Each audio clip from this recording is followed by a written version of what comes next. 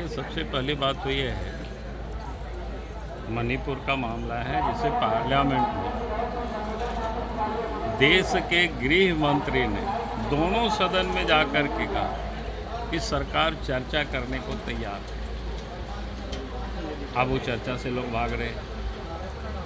अब यहाँ उनको हल्ला करने कोई मतलब नहीं, सिर्फ राजनीति कर रहे हैं। दिल्ली से लेकर के रांची तक इन लोगों की ये तो समझ में आया कि सिर्फ राजनीति कर रहे हैं, उनको किसी की कोई परवाह नहीं है।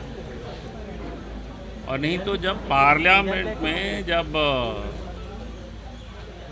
अमित शाह जी ने, देश के गृह मंत्री ने, चर्चा के लिए तैयार है, सरकार भाग नहीं रही है, तो फिर वहाँ चर्चा करने के लिए इन लोगों को भाग लेना चाहिए। जो यहाँ कांग्रेस के लोग यहाँ जो फड़फड़ा रहे हैं, बताना चाहिए उनके अपने नेताओं को कि भाई वहाँ चर्चा में भाग ले लो, वहाँ बैठे सदन पर। और झारखंड में चर्चा होनी तो झारखंड की लॉ एंड ऑर्डर पर चर्चा होनी चाहिए।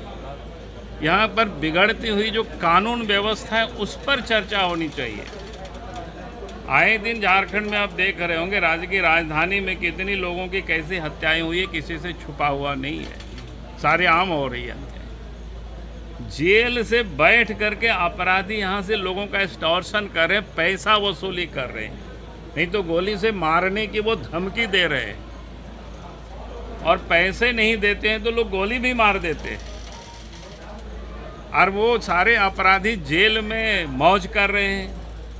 और हमें तो यहाँ तक जानकारी है कि पुलिस अफसर भी कुछ भ्रष्ट अफसर है जो जेल में अपराधियों से मोबाइल से लोग बात करते हैं, आपने नाश्ता किया कि नहीं,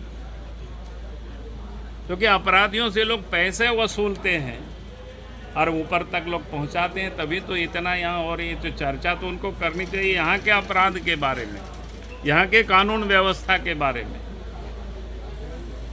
और कांग्रेस पार्टी को याद होना चाहिए, जो मणिपुर की बात कर रहे हैं बार बार, तो आप सबको संज्ञान में है कि नॉर्थ ईस्ट की समस्या आज से नहीं तो वर्षों से थी।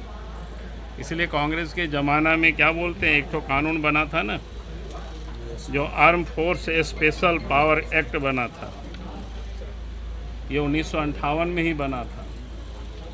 उसके बाद देश के उस नॉर्थ ईस्ट के कई हिस्सों में वो लागू भी रहा।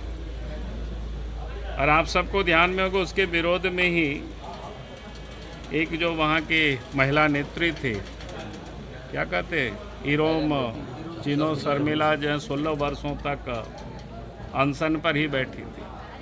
कहने का अर्थ मेरा ये है कि अगर सब कुछ वहाँ अच्छा होता तो भारत सरकार को उस समय ये arms force special power act बनाने की ज़रूरत नहीं पड़ती। निश्चित रूप से वहाँ जो घटना घटी है वो बड़ा शर्मनाक है, कोई भी सभ्य समाज उसको स्वीकार नहीं कर सकता है। सरकार ने कहा है कि उसके ऊपर कार्रवाई होगी, कार्रवाई हो भी रही है। जब राजनीति करना है तो ये राजनीति करते रहते हैं, हल्ला करते रहते हैं, और बात बाकी क्या है इसमें से। लेकिन वो लोग कह रहे हैं वो सिविल को दे दें, कांग्रेस पार्टी यही चाह रही है, इसी के लिए तो हल्ला कर रही है। लेकिन जब तक इस देश में भारतीय जनता पार्टी के कार्यकर्ता है और देश में नरेंद्र मोदी जैसे प्रधानमंत्री है, कोई 1 इंच भूमि भी किसी बाहरी को वहां आक्रमण नहीं करने दिया जाएगा।